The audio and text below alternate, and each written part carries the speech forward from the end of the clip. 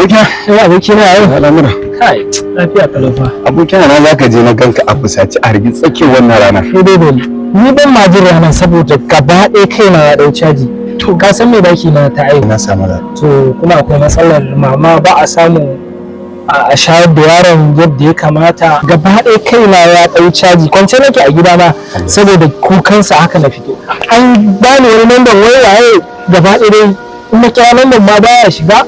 Gaba ɗaya na gaya ma kai na ɗauce ri ko da ne ya fito ne Kwantar da hankalinka. to Ai matsalar taka ba wata matsala ba ce kuma alhamdulillah ta zo da sauki.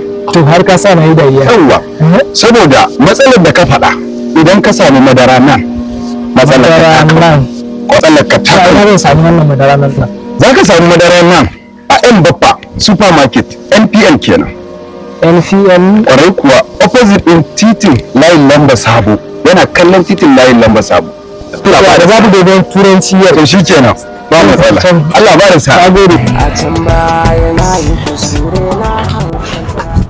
assalamu alaikum. Aminu alaikum salam barkan haka akwai abokina da ya ce ya kwatanto min mai shagon yan bafa supermarket nan mu ba akwai wani madara na jarirai an tabbatar min da cewa idan na zo na supermarket din zan samu ranar madarar jarirai kala-kala muna da irin su turaruka body lotion sabulai da sauransu da kuma bangaren kayan shayi su ma duka nan bangaren kayan abinci ne irin spaghetti indomie da sauransu su mai manja chocolate da biskit iri-iri da su nan dai ba abin da ba ni da yanzu ba su bane matsala ta wani madara na jarirai a ban suna na so kaga wannan ita ce pic 012 wannan ita ake ba ma jariri tun daga ran da aka haife shi har zuwa shekara 1 ina da kuma wannan my boy my boy to ka gan su dai to ina ga dana ni a hala su duka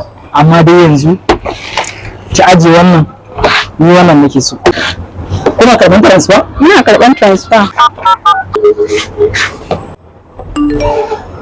ya shigo ya shigo ba to masha Allah za a samu a leda